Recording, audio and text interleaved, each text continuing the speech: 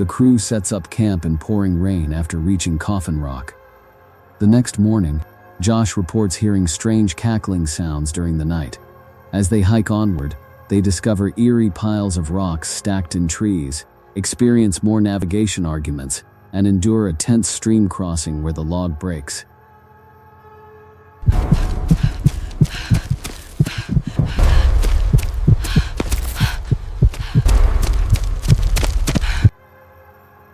That night, they are terrorized by loud rustling, footsteps, and banging sounds surrounding the tent in complete darkness.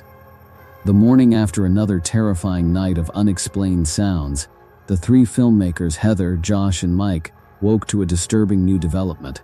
Scattered directly outside their tent were three fresh piles of rocks, arranged in tight, deliberate clusters forming a rough triangle around their campsite.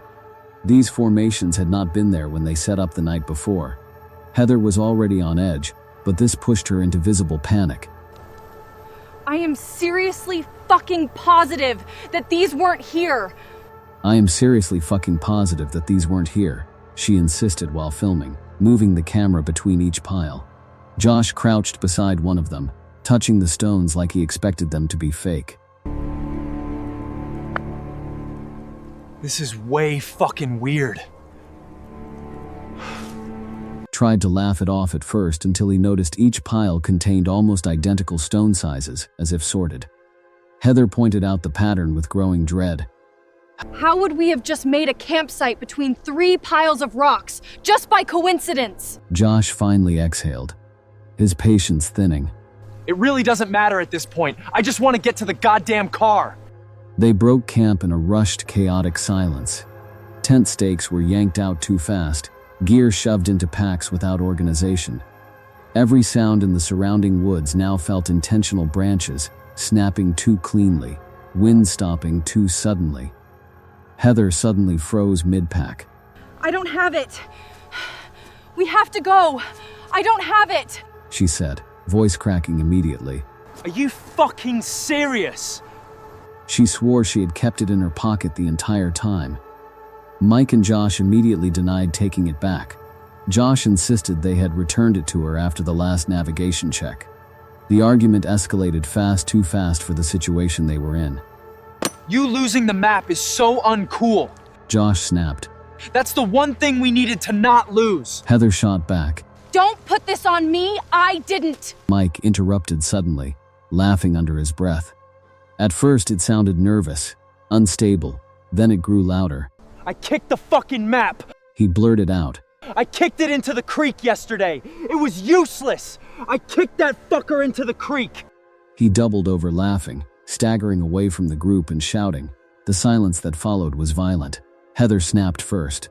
You have got to be fucking kidding me! Josh lunged at Mike and shoved him hard into a tree trunk. Mike stumbled, still half laughing, half panicking as reality caught up with him. That was our only way out. Josh shouted. Heather screamed at Mike, pointing directly at him with shaking hands.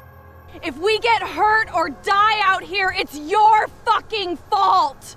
Mike tried to defend himself, rambling that he had asked for directions multiple times the day before, that no one knew where the river was anyway. His voice cracked into anger. I asked you what river we were on. You didn't even know! Josh shoved him again, harder. Mike retaliated, grabbing at the camera strap. Heather reacted instantly, wrestling it back. Don't you fucking touch my fucking camera! The struggle turned chaotic. Josh and Mike grappling, gear spilling into the dirt, Heather screaming at both of them while still trying to keep the camera steady. At one point, Mike grabbed a tripod leg and nearly swung it before stopping himself. Then, just as suddenly, the fight collapsed into exhaustion.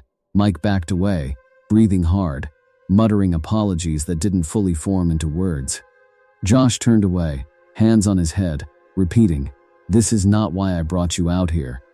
Heather was crying now, openly, filming through tears. Your ignorance has put our safety in danger, she said, her voice breaking.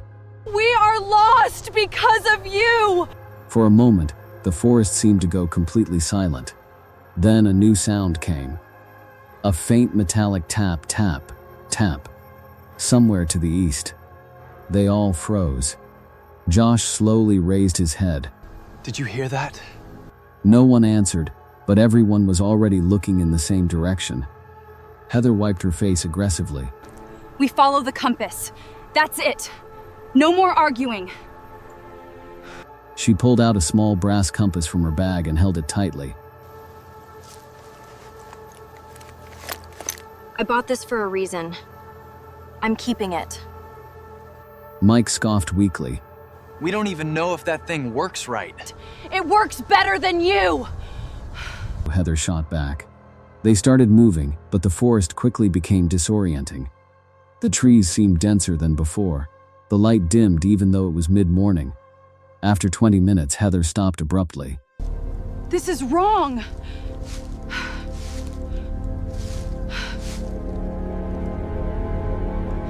Josh looked around. What do you mean wrong? The compass is consistent, but the terrain isn't matching what we saw yesterday. Mike pointed at the ground. Those are our footprints. They weren't. Fresh footprints overlapped theirs, walking parallel to them, matching their pace but slightly offset, as if someone had been pacing them step for step just out of sight. Josh crouched. These are recent. Heather backed away. Nope. No. But the further they went, the worse it became. The rock formations reappeared again. 3 piles, this time larger. Placed directly along their path like markers. Every few hundred meters, another set appeared, always forming imperfect triangles pointing deeper into the woods. Mike's confidence broke first. We're being led, he whispered. Then Heather stopped again. A tree ahead of them had something carved into it, not random scratches. 3 vertical lines grouped together, repeated over and over. Mike stepped closer. That wasn't there yesterday. A loud snap echoed behind them. All 3 spun around. Nothing, but their gear bag one they had just set down was now 5 feet farther away than it should have been. No one moved for several seconds. Now, they moved faster after that, nearly running, following the compass blindly as arguments turned into silence. Every few minutes, Heather checked behind them. Every time, the forest looked slightly different, like it was adjusting after they passed through it. By late afternoon, they reached a clearing they did not recognize. In the center stood another rock formation. This one was not 3 piles. It was a circle of stones surrounding a single upright rock, placed like a marker or altar. On it, freshly scratched, was a message. Turn back, but Josh wasn't laughing, because the message looked fresh, and beneath it, pressed into the dirt, were 3 sets of footprints. Standing still, watching them arrive. Heather raised the camera again, whispering, We didn't put that there.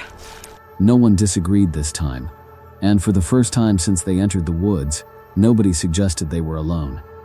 With no map and only a compass for guidance, the crew pushed deeper into the forest, though pushed quickly became the wrong word. It was more like the forest pushed back. Heather insisted on following the creek again. Water doesn't lie. She repeated, forcing herself into a leadership role she was barely holding together. Josh followed behind her, silent now except for occasional muttered curses. Mike took point, but not out of confidence, out of impatience, moving too fast like he wanted to outrun the situation entirely. The creek bed was unstable. Rocks shifted under their boots, and every few steps someone slipped, cursing, catching themselves on branches that scratched their arms raw. The sound of water became louder than their conversation, which helped until it didn't.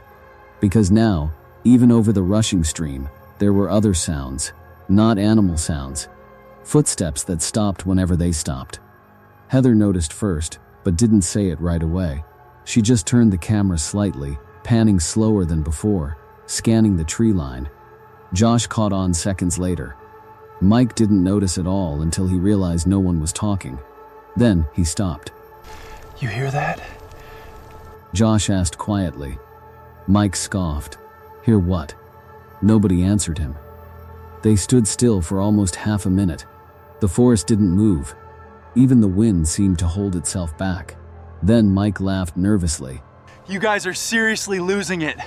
That broke the silence, but not the tension. They continued. The hike became a brutal cycle of slipping, climbing, and arguing. Heather's boots were soaked through now, squelching with every step. Mike kept pushing ahead, muttering about just finding the car ourselves. Josh, exhausted beyond anger, finally collapsed halfway up a muddy incline.